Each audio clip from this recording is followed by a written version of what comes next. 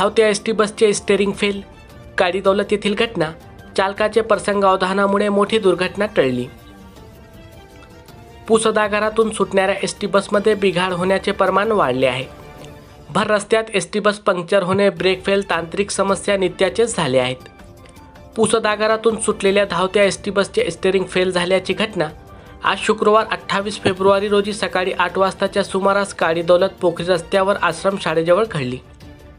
यात चालकाने प्रसंगावधान राखून एस टी बस थांबविण्यासाठी रस्त्यालगत असलेले गोटे व मातीचे ढिगाऱ्यावर टाकल्याने अपघात घडला. सुदैवाने मोठी दुर्घटना टळली. याबाबत मिळालेल्या माहितीनुसार पुसदाघरातून मुलींना शाळेत नेण्यासाठी बस क्रमांक MH40 N8960 काडी दौलत सातगरी मार्गे माळवागद येथे जात होती. मात्र सातगरीजवळ विद्युत वाहिनीचे तार तुटलेल्या अवस्थेत असल्यामुळे चालकाने एस टी बस पुढे न नेता माघारी पुसदकडे परत घेतली. एस टीमध्ये केवळ महिला वाहक व चालक दोघेच होते.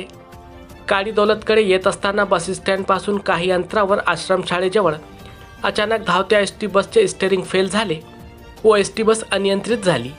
मात्र चालक RT झडके यांनी प्रसंगावधान राखून एस टी बस रस्त्याच्या कडेला असलेल्या गोटे व मातीचे ढिगाऱ्यावर टाकल्याने एस टी बसची गती कमी होऊन एस टी बस थांबली. चालकाने प्रसंगावधान राखून एस टी बस नियंत्रित केल्याने चालक व वाहक यांना कोणतीही दुखापत झाली नाही व मोठी दुर्घटना टळली. सातगरीजवळ विद्युत वाहिनीचे तार तुटल्याने बस गावात न जाता परत आली. त्यामुळे या बसमध्ये एकाही विद्यार्थिनींना प्रवास करता आला नाही.